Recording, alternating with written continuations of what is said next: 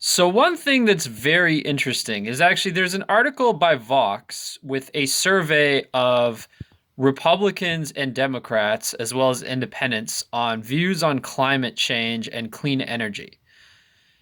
And what's very interesting is that even though Republicans by far view clean energy as less important than Democrats, uh, Republicans are considerably more likely to support nuclear power. Democrats are actually very much against it.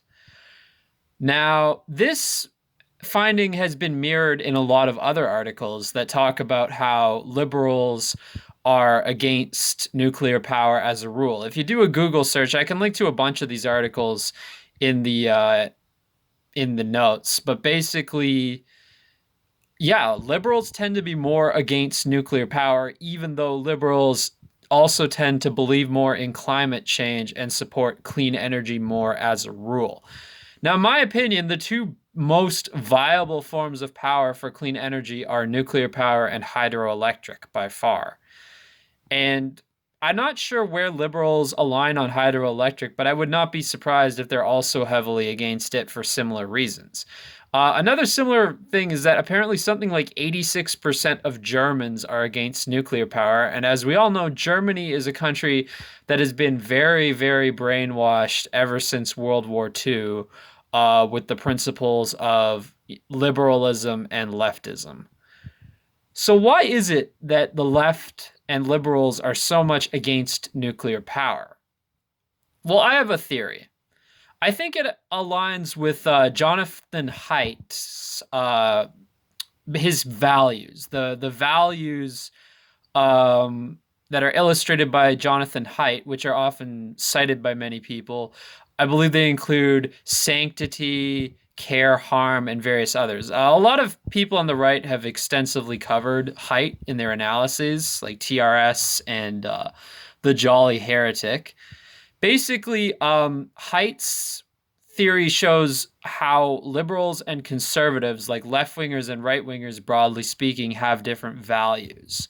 And one of his findings was that the value of care and harm aversion is much higher for liberals. So what that means is liberals, they're always looking out to make sure that no one really gets hurt, to that people aren't suffering.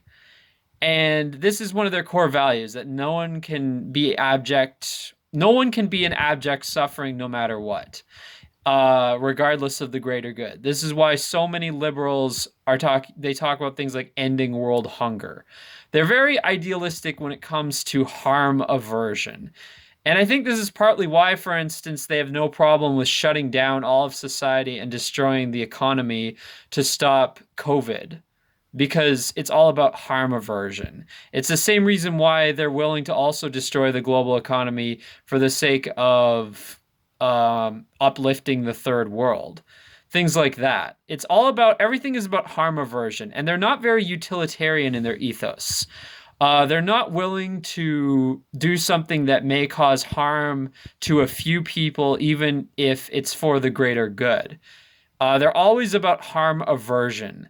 And even if they're in a situation where no matter what, people will get hurt, I think in that situation they defer to it's always better to allow people to be hurt through inaction rather than hurting people through your actions, even if the amount of harm is greater.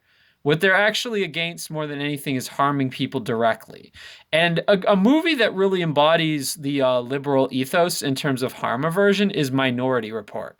Because in the film Minority Report, you have the precogs who are basically slaves who predict murders. And the movie's message is it's wrong to do this, even though you're saving a greater number of people from being murdered, because it's cruel to the precogs to use them as slaves. And this is kind of this embodies the liberal ethos quite succinctly. The idea that we can never hurt people, like we as in the government, society. We can never enact policies that may lead to people being killed, or because they do not believe in utilitarianism. They believe in harm aversion, and they believe that we must do no harm. And this is why they're against nuclear power, because Even though, in my opinion, not using nuclear power will cause greater harm in the long run, because of climate change through inaction. And because, frankly, solar and wind don't really work very well on a large scale. They believe the possibility of a meltdown, or as in the case of Fukushima, you have a meltdown. It did not destroy the whole world or anything like that, but did cause some localized damage to the environment. Because of the possibility of a meltdown, they're against nuclear energy, even if, uh, in terms of its net impact, it stops more harm, it stops more environmental destruction overall. They're against it because it causes some minor environmental destruction or potentially major, but still less likely in the form of meltdowns compared to the larger threat of climate change from fossil fuels. Basically, liberals they really like to make the perfect the enemy of the good. And this is because of their feelings toward harm aversion. And they believe that wind and solar have no negative consequences. So even if they don't particularly work very well, they would still rather pursue wind and solar because they're less scary and they're less potentially harmful in terms of their own potential danger, compared to nuclear power. Even though I believe more net harm will be caused by pursuing wind and solar, because ultimately wind and solar are very unreliable and do not work on a large scale. They can work on a limited scale, but they do not work very well on a large scale as the main basis to power a civilization with. Now, interestingly, in this poll, this Vox poll, in addition to Republicans favoring nuclear power more so than Democrats, men, I believe by a somewhat similar margin, favor nuclear power over women. Now, this is partly because more women are left wing, but I think it's also because women in general tend to value harm reduction higher on the list of principles, just as left wing people do. And this is why, again, like so many women support the lockdown, and why women are very much against certain types of policies that may cause some harm, even though you can argue that they're for the greater good.